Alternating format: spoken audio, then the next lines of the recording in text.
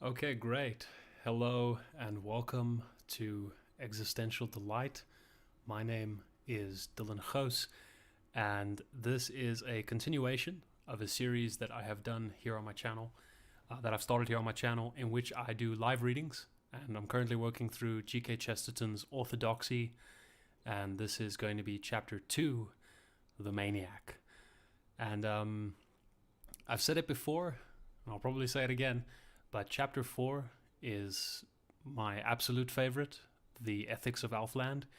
But chapter 2 is another one that's definitely up there. It's phenomenal. Chesterton is going to explore reason in a way that you might not have heard it before. He's going to show you the dangers of pure cold rationalism, pure cold logicality and reason. And he's also going to try and tease you out of your reason a little bit and show you the value of imagination. So I have got my book here. I've made quite a lot of notes, as you'll be able to see. I've got a little bit of commentary peppered throughout, just a little bit. For the most part, I'm just going to be reading it. It is a relatively long chapter, so this episode might be longer than usual, but that's okay. This is a great chapter. I love Chesterton. I love reading his work. And you'll see there's going to be probably a few moments where I stop and just try and take in what he's saying. So yeah, thank you so much for being here. Just before we get started, if you enjoy this type of content and you want to let me know that you enjoy this type of content, it would really mean a lot if you could click the like button. And if you want to see more content like this, please consider subscribing. Okay, so if you have not seen chapter 1, I of course recommend that you go back and watch chapter 1. Since this is chapter 2, this is continuing from where we left off. So, chapter 2, The Maniac. Let's get started. So, Chesterton writes, "Thoroughly worldly people never understand even the world. They rely altogether on a few cynical maxims which are not true. Once I remember walking with a prosperous publisher who made a remark which I had often heard before. It is, indeed, almost a motto of the modern world. Yet I had heard it once too often, and I saw suddenly that there was nothing in it. The publisher said of somebody, 'That man will get on. He believes in himself.' The motto of the modern world. He believes in himself. And I remember that as I lifted my head to listen, my eye caught an omnibus on which was written Hanwell. Now, if you don't know, Hanwell is a hospital in London, St. Bernard's Hospital. It was, as far as I know, it's a hospital now, but it used to be quite a well-known lunatic asylum founded back in 1831. So Chesterton sees this on the omnibus. He then says, 'I said to him, shall I tell you where the men who believe in themselves most are?' Sorry, let me read that again. 'Shall I tell you where the men are who believe most in themselves?'" Remember the motto, right? He believes in himself. Where do most of these men, where do the men who believe in themselves the most? Where are they? For I can tell you, I know of men who believe in themselves more colossally than Napoleon or Caesar. I know where flames the fixed star of certainty and success. I can guide you to the thrones of the supermen." And of course there he's referencing Nietzsche's Übermensch, right? The man who determines his own values. Okay, so then I can guide you to the thrones of the supermen. The men who really believe in themselves are all in lunatic asylums. He said mildly that there were a good many men after all who believed in themselves and who were not in lunatic asylums. Chesterton replies, "Yes, there are," I retorted, "and you of all men ought to know them. That drunken poet, from whom you would not take a dreary tragedy, he believed in himself. That elderly minister with an epic from whom you were hiding in a back room, he believed in himself. If you consulted your business experience instead of your ugly individualistic philosophy, you would know that believing in himself is one of the commonest signs of a rotter. Actors who can't believe in themselves and actors who can't act believe in themselves, and debtors who won't pay. It would be much truer to say a man will certainly fail because he believes in himself. Now, at this point it might sound a little bit strange. Why does Chesterton seem to have a problem with believing in yourself? Especially in the modern world, right, where we're so often encouraged to believe in ourselves. I completely understand if it sounds a bit ironically unorthodox at this point, but Chesterton is going to start pointing a few things out to you, and you'll see exactly where he's coming from. So, let's see. Complete self-confidence is not merely a sin. Complete self-confidence is a weakness. Believing utterly in oneself is a hysterical and superstitious belief, like believing in Joanna Southcote. The man who has it has Hanwell written on his face as plain as it is written on that omnibus. And to all this, my friend, the publisher, made this very deep and effective reply. Well, if a man is not to believe in himself, in what is he to believe? After a long pause, I replied, I will go home and write a book in answer to that question. This is the book that I have written in answer to it. So Orthodoxy is going to address that question. But I think this book may well start where our argument started, in the neighborhood of the madhouse. Modern masters of science are much impressed with the need of beginning all inquiry with a fact. Any questions we begin to ask, we must begin with an established fact. The ancient masters of religion were quite equally impressed with that necessity, beginning with a fact. They began with the fact of sin, a fact as practical as potatoes. Whether or no man could be washed in miraculous waters, there was no doubt at any rate that he wanted washing. So, whether or not miracles, we could be washed in miraculous waters, whether or not that was the reality, let's put that aside for a moment. There's no doubt that we want the washing, that we're looking for something. But certain religious leaders in London, not mere materialists, have begun in our day to deny the highly disputable water. Oh, sorry, I'll have to read that one again. But certain religious leaders in London, not mere materialists, have begun in our day not to deny the highly disputable water, but to deny the indisputable dirt. Certain new theologians dispute original sin, which is the only part of Christian theology which can really be proved. Okay. Some followers of the Reverend R.J. Campbell, in their almost too fastidious spirituality, admit divine sinlessness, which they cannot see even in their dreams, but they essentially deny human sin, which they can see in the street. The strongest saints and the strongest skeptics alike took positive evil as the starting point of their argument. If it be true, as it certainly is, then a man can feel exquisite happiness in skinning a cat, then the religious philosopher can draw one of two deductions.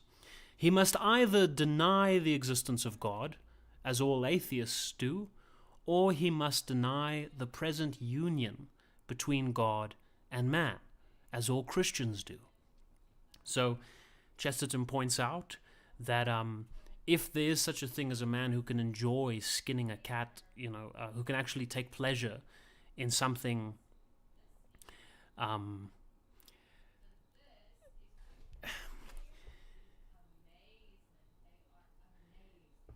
if we see evil in the world, we can sort of come to a conclusion that perhaps there is no God, or that there is a God, but our union with him has been ruptured.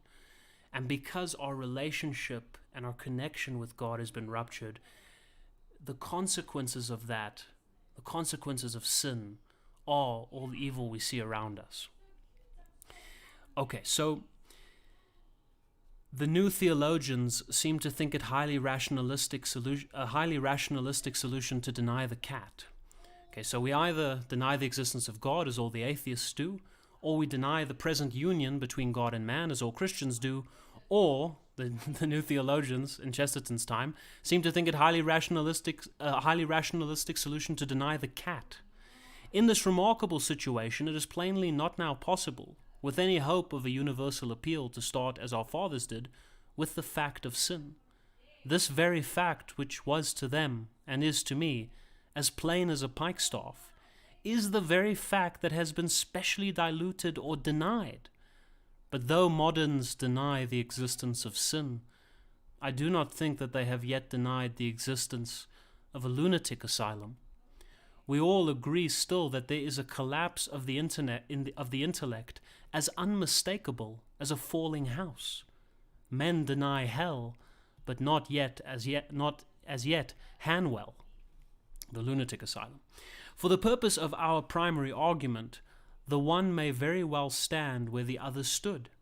I mean that as all thoughts and theories were once judged by whether they tended to make a man lose his soul, so for our present purpose, all modern thoughts and theories may be judged by whether they tend to make a man lose his wits.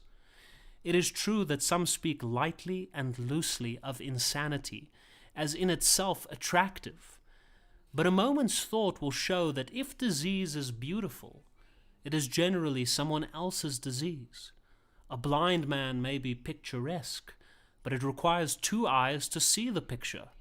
And similarly, even the wildest poetry of insanity can only be enjoyed by the sane. To the insane man, his insanity is quite prosaic, quite common, quite unromantic, because it is quite true. A man who thinks himself a chicken is to himself as ordinary as a chicken. A man who thinks he is a bit of glass is to himself as dull as a bit of glass. It is the homogeneity, the sameness of his mind which makes him dull, and which makes him mad. It is only because we see the irony of his idea that we think him even amusing. It is only because he does not see the irony of his idea that he is put into Hanwell at all. In short, oddities only strike ordinary people. Oddities do not strike odd people. This is why ordinary people have a much more exciting time, while odd people are always complaining of the dullness of life. This is also why the new novels die so quickly, and why the old fairy tales endure forever. The old fairy tale makes the hero a normal human boy. It is his adventures that are startling. They startle him because he is normal. But in the modern psychological novel, the hero is abnormal. The center is not central. Hence the fiercest adventures fail to affect him adequately, and the book is monotonous. You can make a story out of a hero among dragons, but not out of a dragon among dragons. The fairy tale discusses what a sane man will do in a mad world. The sober, realistic novel of today discusses what an essential lunatic will do in a dull world. Let us begin, then, with the madhouse. From this evil and fantastic inn, let us set forth on our intellectual journey. Now, if we are to glance at the philosophy of sanity, the first thing to do in the matter is to blot out one big and common mistake. There is a notion adrift everywhere that imagination, especially mystical imagination, is dangerous to man's mental balance. Poets are commonly spoken of as psychologically unreliable, and generally there is a vague association between wreathing laurels in your hair and sticking straws in it. Facts and history utterly contradict this view. Most of the very great poets have been not only sane, but extremely businesslike. And if Shakespeare ever really held horses, it was because he was much the safest man to hold them. Imagination does not breed insanity. Exactly what does breed insanity is reason. Poets do not go mad, but chess players do. Mathematicians go mad, and cashiers, but creative artists very seldom. I am not, as will be seen, in any sense attacking logic. I only say that this danger does lie in logic and not in imagination. Autistic paternity is as wholesome as physical paternity. Moreover, It is worthy of remark that when a poet really was morbid, it was commonly because he had some weak spot of rationality on his brain. Poe, for instance, really was morbid, not because he was poetical, but because he was specially analytical. Even chess was too poetical for him. He disliked chess because it was full of knights and castles like a poem. He avowedly preferred the black discs of draughts, because they were more like the mere black dots of a diagram. Perhaps the strongest case of all is this, that only one great English poet went mad, Cowper, and he was definitely driven mad by logic, by the ugly and alien logic of predestination. Poetry was not the disease, but the medicine. Poetry partly kept him in health. He could sometimes forget the red and thirsty hell to which his hideous necessitarianism dragged him among the wide waters and the white flat lilies of the Ouse, which is a river in North Yorkshire in England.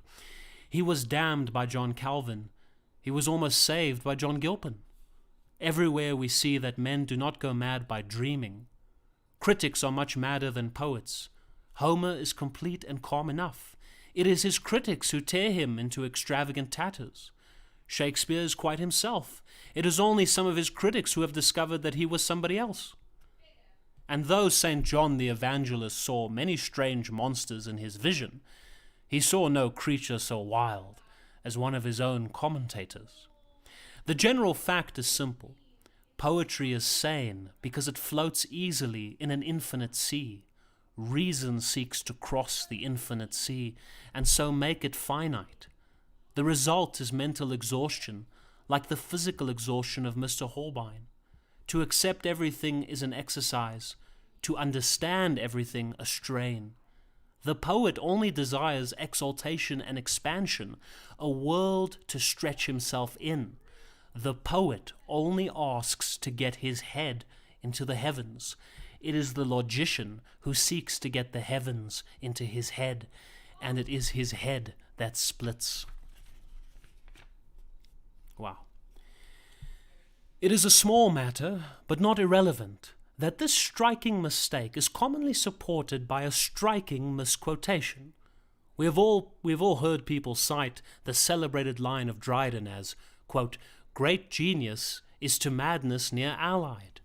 But Dryden did not say that great genius was to madness near allied. Dryden was a great genius himself and knew better. It would have been hard to find a man more romantic than he, or more sensible. What Dryden said was this: great wits are oft to madness near allied. And that is true. It is the pure promptitude of the intellect that is in peril of a breakdown. Also, people might remember of what sort of man Dryden was talking. He was not talking of an unworldly visionary like Vaughan or George Herbert.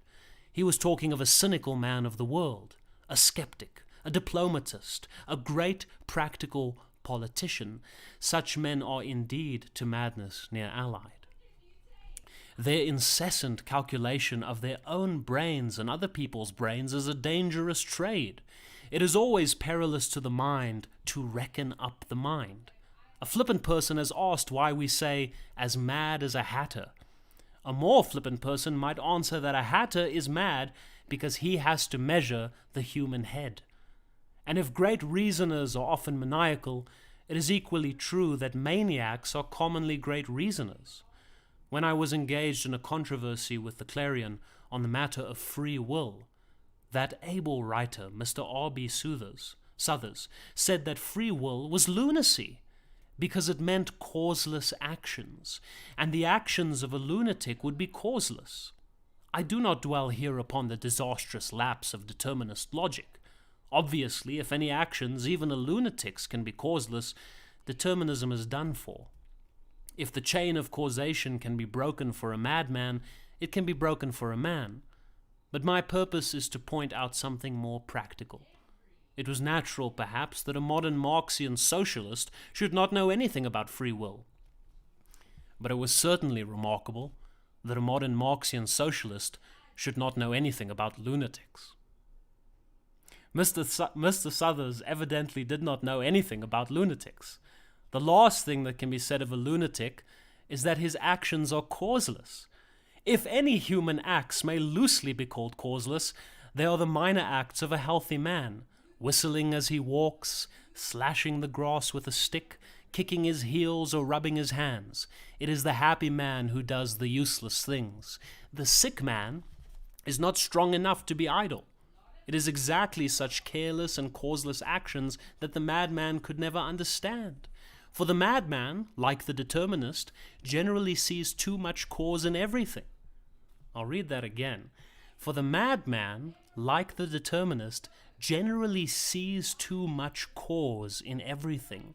The madman would read a conspiratorial significance into those empty activities.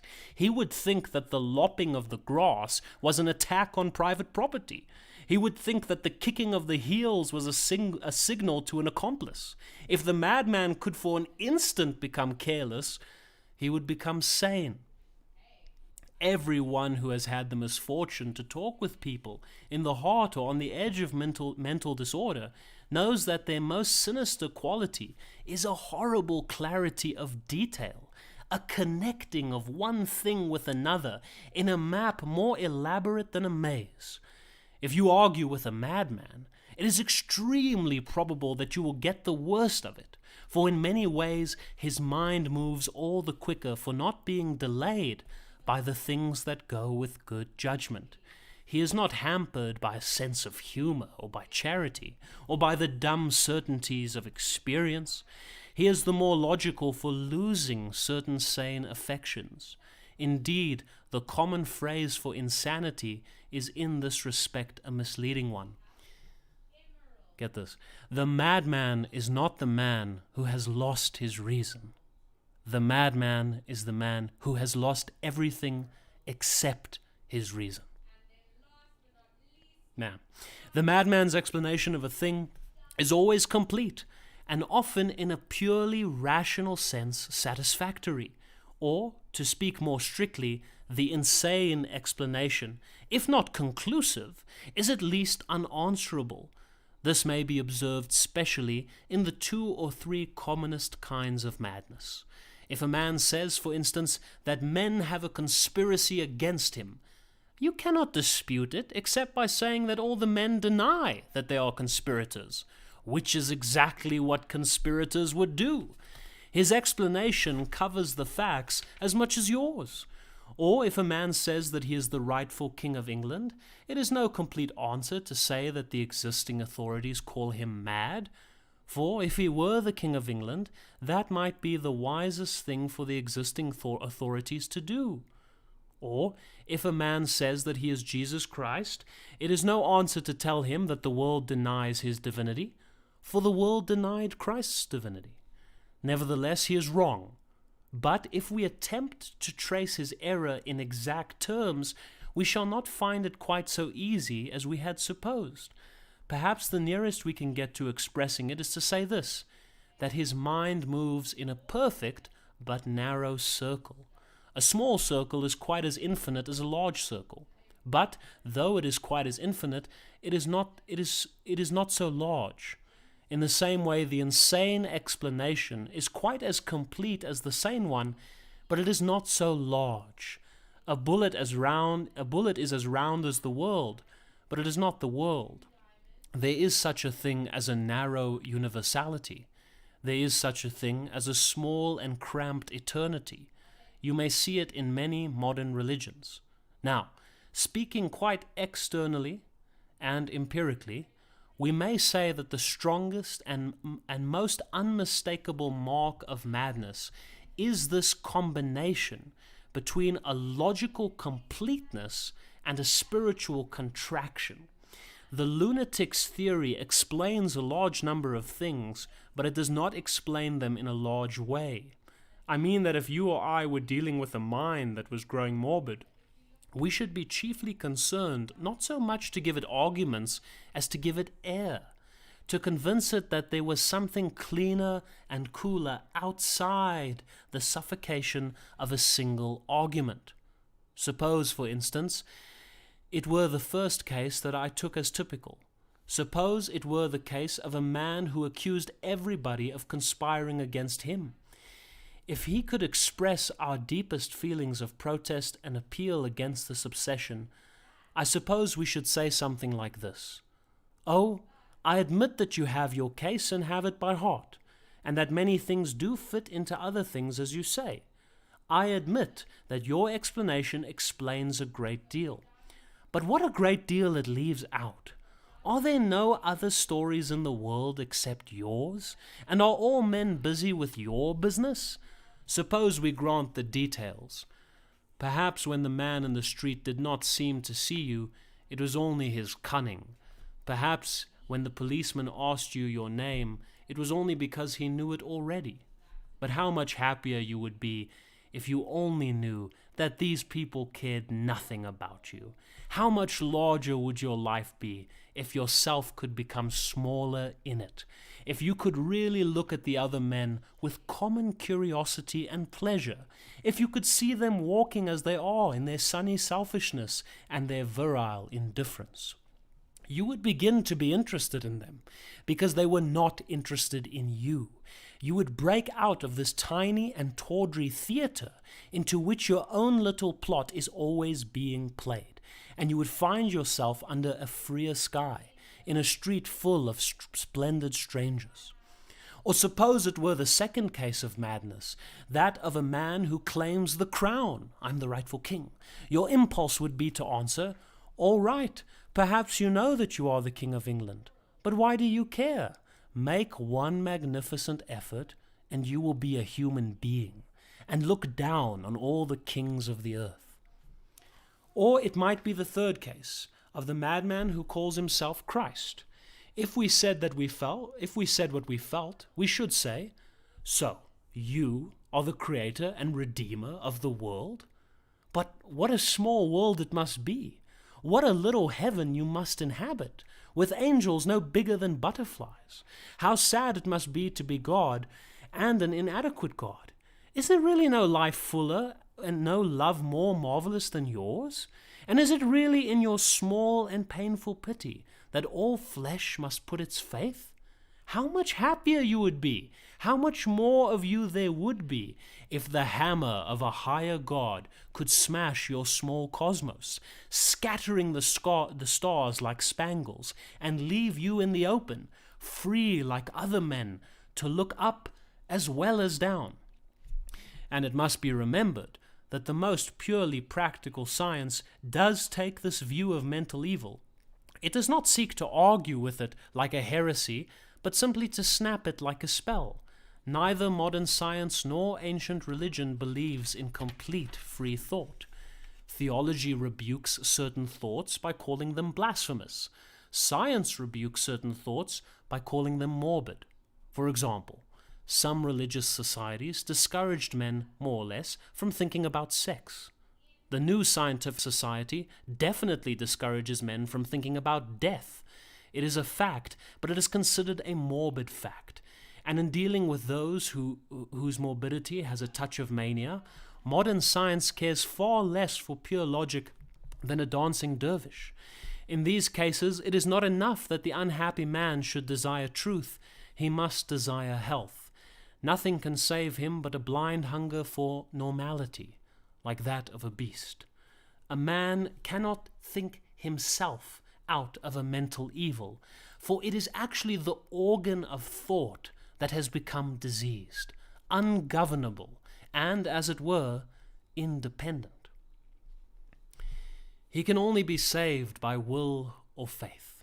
The moment his mere reason moves, it moves in the old circular rut.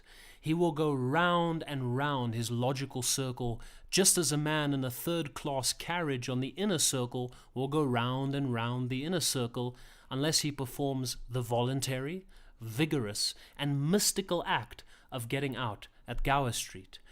Decision is the whole business here. A door must be shut forever. Every remedy is a desperate remedy. Every cure is a miraculous cure. Curing a madman is not arguing with a philosopher, it is casting out a devil. And however quietly doctors and psychologists may go to work in the matter, their attitude is profoundly intolerant. as intolerant as Bloody Mary. Their attitude is really this, that the man must stop thinking, if he is to go on living. Their counsel is one of intellectual amputation. If thy head offend thee, cut it off, for it is better not merely to enter the kingdom of heaven as a child, but to enter it as an imbecile, rather than with your whole intellect to be cast into hell, or into Hanwell. Such is the madman of experience. He is commonly a reasoner, frequently a successful reasoner. Doubtless, he could be vanquished in mere reason, and the case against him put logically, but it can be put much more precisely in more general and even aesthetic terms. He is in the clean and well-lit prison of one idea. He is sharpened to one painful point. He is without healthy hesitation and healthy complexity. Now, as I explain in the introduction, I have determined in these early chapters to give not so much a diagram of a doctrine as some pictures of a point of view. And I have described at length my vision of the maniac for this reason, that just as I am affected by the maniac, so I am affected by most modern thinkers. That unmistakable mood or note that I hear from Hanwell, I hear also from half the chairs of science and seats of learning today, and most of the mad doctors are mad doctors in more senses than one. They all have exactly that combination we have noted, the combination of an expansive and exhaustive reason with a contracted common sense. They are universal only in the sense that they take one thin explanation and carry it very far, but a pattern can stretch forever and still be a small pattern. They see a chessboard white on black, and if the universe is paved with it, it is still white on black. Like the lunatic, they cannot alter their standpoint. They cannot make a mental effort and suddenly see it black on white. Take first the more obvious case of materialism. Oh man, this is going to be so good. Take first the more obvious case of materialism. And just for the note, I think this is just such a wonderful... His thoughts here on materialism are just so clear and so to the point. Let me just read it and then I'll say anything I'll add something if I feel I should. But man, this is good. Okay, so as an explanation of the world, materialism has a sort of insane simplicity. It has just the quality of the madman's argument. We have at once the sense of it covering everything and the sense of it leaving everything out. Contemplate some able and sincere materialist, as for instance Mr. McCabe, and you will have exactly this unique sensation. He understands everything, and everything does not seem worth understanding. His cosmos may be complete in every rivet and cogwheel, but still his cosmos is smaller than our world. Somehow his scheme, like the lucid scheme of the madman, seems unconscious of the alien energies and the large indifference of the earth. It is not thinking of the real things of the earth, of fighting peoples or proud mothers or first love or fear upon the sea. The earth is so very large and the cosmos is so very small. The cosmos is about the smallest hole that a man can hide his head in. It must be understood that I am not now discussing the relation of these creeds to truth, but for present solely their relation to health. Later in the argument, I hope to attack the question of objective verity. Here I speak only of a phenomenon of psychology. I do not for the present attempt to prove Haeckel that materialism is untrue, any more than I attempted to prove to the man who thought he was Christ that he was laboring under an error. I merely remark here on the fact that both cases have the same kind of completeness and the same kind of incompleteness. You can explain a man's detention at Hanwell by an indifferent public by saying that saying that it is the crucifixion of a God of whom the world is not worthy. The explanation does explain. Similarly, you may explain the order in the universe by saying that all things, even the souls of men, are leaves inevitably unfolding on an utterly unconscious tree, the blind destiny of matter. The explanation does explain, though not, of course, so completely as the madman's, but the point here is that the normal human mind not only objects to both, but feels to both the same objection. Its approximate statement is that if the man in Hanwell is the real God, he is not much of a God. And similarly, if the cosmos of the materialist is the real cosmos, it isn't much of a cosmos. The thing has shrunk. The deity is less divine than many men. And according to Haeckel, the whole of life is something much more grey, narrow, and trivial than many separate aspects of it. The parts seem greater than the whole. For we must remember that the materialist philosophy, whether true or not, is certainly much more limiting than any religion. In one sense, of course, all intelligent ideas are narrow. They cannot be broader than themselves. A Christian is only restricted in the same sense that an atheist is restricted. He cannot think Christianity false and continue to be a Christian. And an atheist cannot think atheism false and continue to be an atheist. But as it happens, there is a very special sense in which materialism has more restrictions than spiritualism. Mr. McCabe thinks me a slave because I am not allowed to believe in determinism. I think Mr. McCabe a slave because he is not allowed to believe in fairies. If you're looking for more context on that line, we'll get to it when we get to chapter 4. But if we explain the two vetoes, we shall see that his is really much more of a pure veto than mine. The Christian is quite free to believe that there is a considerable amount of settled order and inevitable development in the universe. But the materialist is not allowed to admit into his spotless machine the slightest speck of spiritualism or miracle. Poor Mr. McCabe is not allowed to retain even the tiniest imp, though it might be hiding in the pimpernel. The Christian admits that the universe is manifold and even miscellaneous, just as a sane man knows that he is complex. The sane man knows that he has a touch of a beast, a touch of the devil, a touch of the saint, a touch of the citizen. Nay, the really sane man knows that he has a touch of the madman. But the materialist's world is quite simple and solid, just as the madman is quite sure that he is sane. The materialist is sure that history has been simply and solely a chain of causation, just as the interesting person before mentioned is quite sure that he is simply and solely a chicken. Materialists and madmen never have doubts. Spiritual doctrines do not actually limit the mind as do materialistic denials. Even if I believe in immortality, I need not think about it.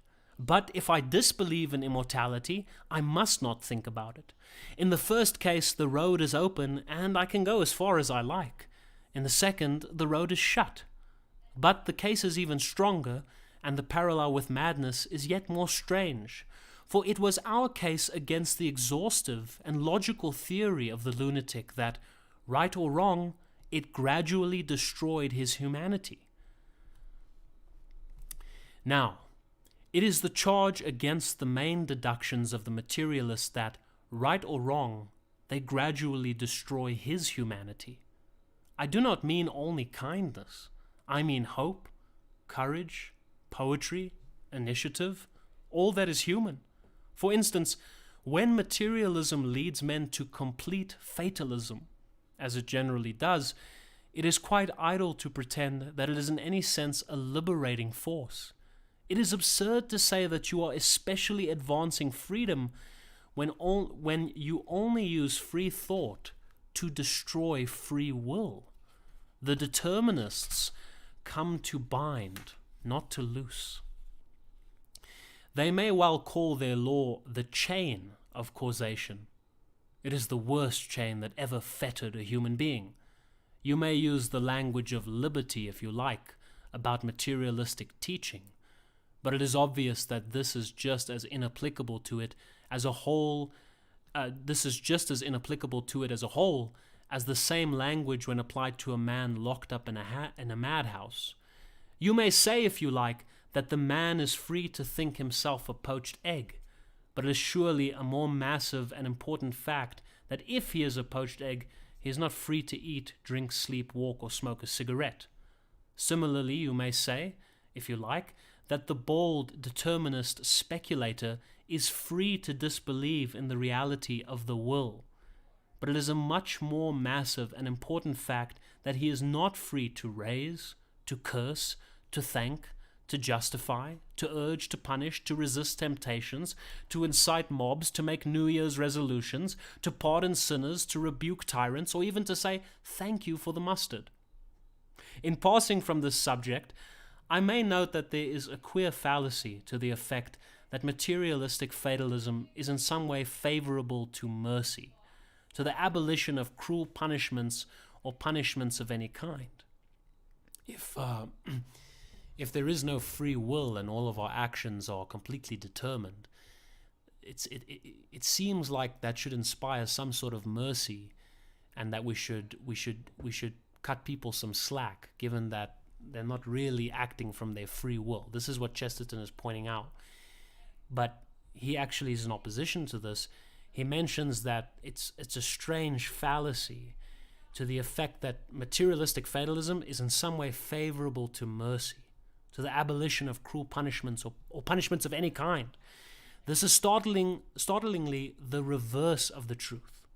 It is quite tenable that the doctrine of necessity makes no difference at all, that it leaves the flogger flogging and the kind friend exhorting as before. But obviously, if it stops either of them, it stops the kind exhortation. That the sins are inevitable does not prevent punishment. If it prevents anything, it prevents persuasion. Determinism is quite as likely to lead to cruelty as it is certain to lead to cowardice. Determinism is not inconsistent with the cruel treatment of criminals. What it is, perhaps, inconsistent with is the generous treatment of criminals, with any appeal to their better feelings or encouragement in their moral struggle. It's time for you to improve. It's time for you to try and get better. It's time for you to change as a person. But if all your actions are completely determined, well, that's just how you are. The determinist does not believe in appealing to the will, but he does believe in changing the environment, since the environment is ultimately what influenced the individual, right? He must not say to the sinner, "Go and sin no more," because the sinner cannot help it. He's completely determined. But he can put him in boiling oil, for boiling oil is an environment. Considered as a figure, therefore, the materialist has the fantastic outline of the figure of the madman. Both take up a position at once unanswerable and intolerable. Of course, it is not only of the materialist that all this is true. The same would apply to the other extreme of speculative logic. There is a skeptic far more terrible than he who believes that everything began in matter. It is possible to meet the skeptic who believes that everything began in himself. Now, here we're going to talk a little bit about pantheism. And I actually don't think Chesterton uses that word specifically. But the idea that I myself am actually God, and my ego, my feeling of my sense of self is completely an illusion. It's actually a sort of game I'm playing on myself, and everybody you meet is actually God in disguise. The whole universe is God in disguise, and deep down at root, I am the source and creator of everything. That's what Chesterton is addressing here now. He's actually saying that this person is far more terrible than the guy who just believes that everything began in matter, than the materialist. So, let's see what Chesterton says about pantheism. It is possible to meet the skeptic who believes that everything began in himself. And this is brilliant, by the way. I think if somebody's slightly pantheistic, this is something they definitely want to read and deeply, deeply, deeply consider, because Chesterton makes some very good points. Let's go through them. This man, who thinks that everything began in himself, he doubts not the existence of angels or devils, but the existence of men and cows. For him, his own friends are a mythology made up by himself. He created his own father and his own mother. This horrible fancy has in it something decidedly attractive to the somewhat mystical egoism of our day. That publisher who thought that men would get on if they believed in themselves, those seekers after the Superman who are always looking for him in the looking glass, those writers who talk about impressing their personalities instead of creating life for the world, all these people have really only an inch between them and this awful emptiness. Then, when this kindly world all round the man has been blackened out like a lie. Okay, so before I read this point, I just want to say, this is just a small paragraph, but this is some of Chesterton's most powerful. Everything I've read by him, this is some of his most powerful writing. So he's addressing this belief that everything comes from myself, right? I am the source of everything. Now this guy, when this kindly world all round the man has been blackened out like a lie, when friends fade into ghosts when they die, and the foundations of the world fail, then when the man, believing in nothing and in no man, when he is alone in his own nightmare, then the great individualistic motto shall be written over him in avenging irony. The stars will be only dots in the blackness of his own brain. His mother's face will be only a sketch from his own insane pencil on the walls of his cell. But over his cell shall be written, with dreadful truth, he believes in himself. All that concerns us here, however, is to note that this pan-egoistic extreme of thought exhibits the same paradox as the other extreme of materialism.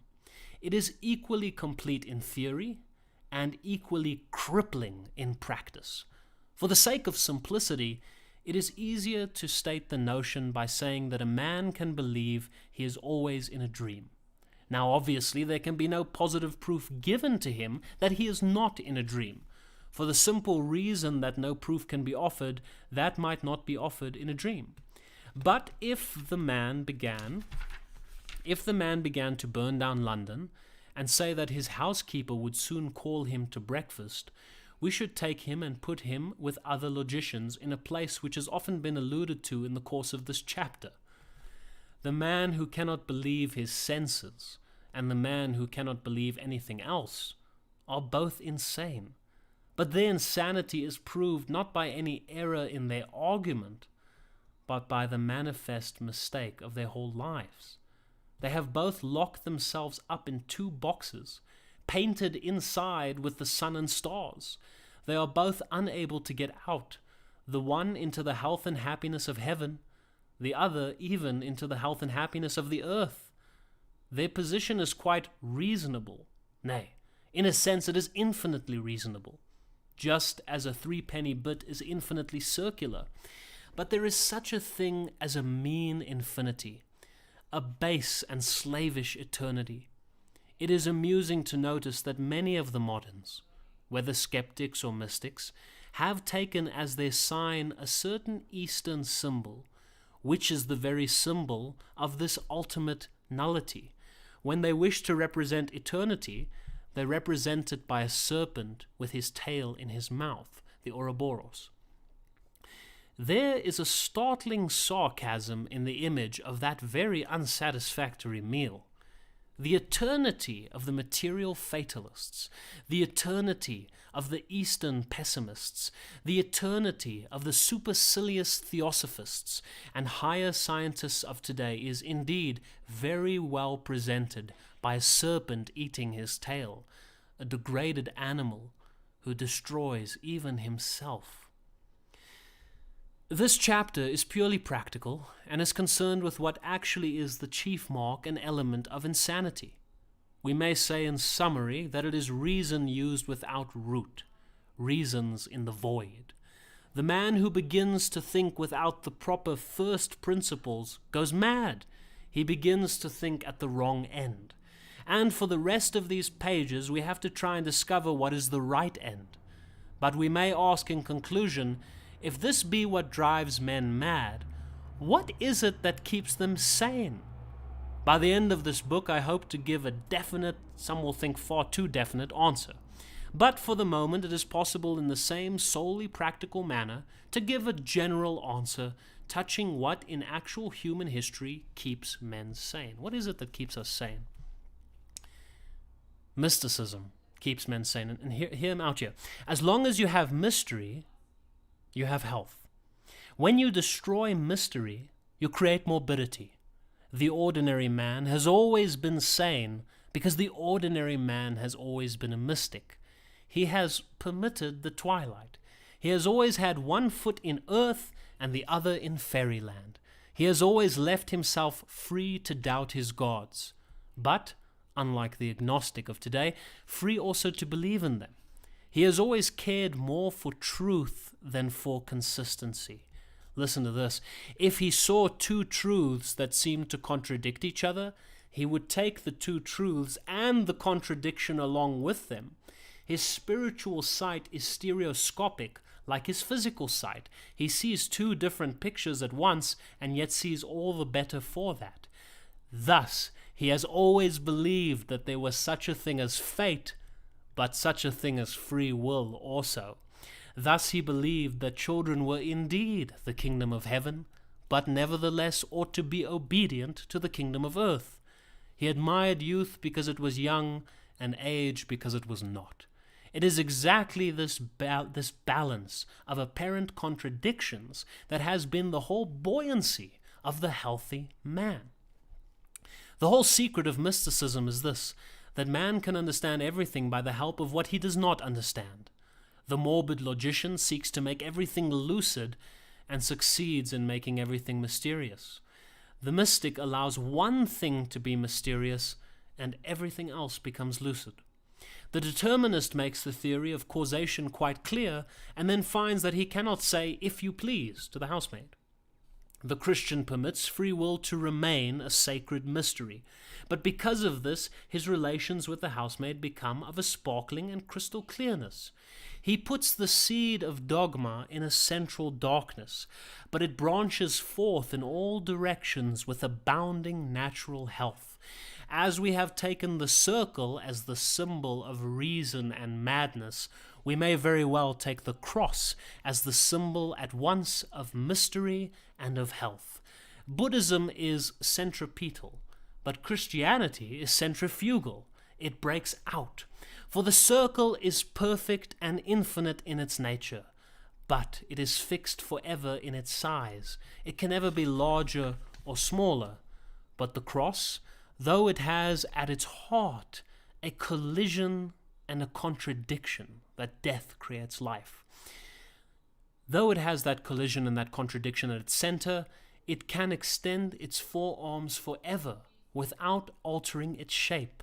Because it has a paradox in its center, it can grow without changing. The circle returns upon itself and is bound. The cross opens its arms to the four winds. It is a signpost for free travelers. Symbols alone are of even a cloudy value in speaking of this deep matter. And another symbol from physical nature will express sufficiently well the real place of mysticism before mankind. The one created thing which we cannot look at is the one thing in light of which we look at everything. Man, you could read that sentence for 50 years and I still don't think we would get to the bottom of it. The light of, let me just read it again. The one created thing which we cannot look at is the one thing in, sorry everyone, let me read that again. The one created thing which we cannot look at is the one thing in the light of which we look at everything. Like the sun at noonday, mysticism explains everything else by the blaze of its own victorious invisibility. Detached intellectualism is, in the exact sense of a popular phrase, all moonshine, for it is light without heat, and it is secondary light, reflected from a dead world. But the Greeks were right when they made Apollo the god of both imagination and of sanity, for he was both the patron of poetry and the patron of healing. Of necessary dogmas and a special creed I shall speak later, but that transcendentalism by which all men live has primarily much the position of the sun in the sky. We are conscious of it as of a kind of splendid confusion. It is something both shining and shapeless, at once a blaze and a blur. But the circle of the moon is clear and unmistakable, as recurrent and inevitable as the circle of Euclid on the blackboard. For the moon is utterly reasonable, and the moon is the mother of lunatics, and has given to them all her name. Man, wonderful, wonderful. I see I have a few viewers here. Thank you so much for being here. I appreciate you popping by. Maybe you've been here since the beginning, I don't know. If you haven't, this will be up on my channel, so you can watch it from the beginning if you want. And I think I'll just reflect a little bit on this ending. Man, he says, so there's a certain sanity that comes with allowing the imagination to have its place. The imagination is not a problem in the human psyche, but it's actually something essential to our mental health. Once we are completely within reason, we've locked ourselves in. And I love that line Chesterton writes where he says, the lunatic is not the man who has lost his reason, it's the man who has nothing left but his reason. And there's a certain level of mystery that the modern world is cut off from. There's a mystery to the past, there's a mystery to us being here. And Thea is saying something like, well, I am God, or everything is just matter. Those kinds of explanations have the same quality as the madman who's completely convinced that he's answered everything, that he's put everything into a certain box, and he has this extreme clarity, and he says he feels he can see things as they are. And Chesterton takes that pure cold reason without imagination, and he beautifully uses the symbol of the moon, which has its clear, you can see the moon clearly, and just like you can see things clearly with reason, but the moon doesn't create its own light. It reflects the light of the sun, and the sun, which is this blurry, strange glow in the sky, which we cannot look at directly, but by the light of the sun we see everything else. That's the role that imagination plays. And then, in the most amazing way, he takes the symbolism that he's used of the moon, which he's using to equate to just pure reason. He mentions the fact that the word lunatic, the moon, lunar, right? There's this connection between, he links the metaphor of the moon to the lunacy that comes with this pure reason, without any mystery, without any genuine wonder.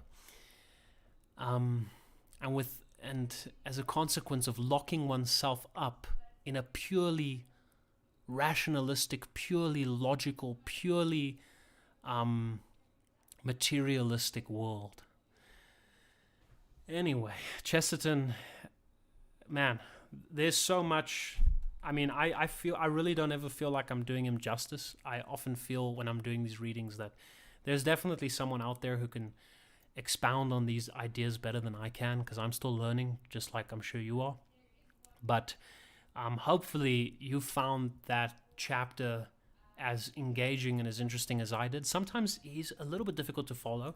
I have read this a bunch of times, so and there's still things that I haven't fully, my mind hasn't fully wrapped itself around the concept and really integrated it. But I really hope that you'll give me grace, and I ask for your for your kindness as we continue to work through this book, because it is amazing, and it's a tragedy that people are not taught this in schools, that people don't even know who G.K. Chesterton is, and that's one of my goals here on the channel, is just to popularize him. So thank you so much for watching. I really appreciate your time, and if you are here, please consider liking this video, consider subscribing if you'd like more content like this, and leave me a comment if you enjoyed this video, or if you have any thoughts, any recommendations, anything you'd like me to anything you'd like me to add or stop doing. Or I try not to listen too much to recommendations. I try to just do my own thing because it's worked for me so far, but I do appreciate feedback, so please let me know. Anyway, ladies, gentlemen, whoever's watching, appreciate your time. Thank you so much for coming. Thank you so much for being here. Have a lovely day, evening, night, wherever you are, and I will see you in the next video. My name is Dylan Goos. This is Existential Delight, and for now, goodbye.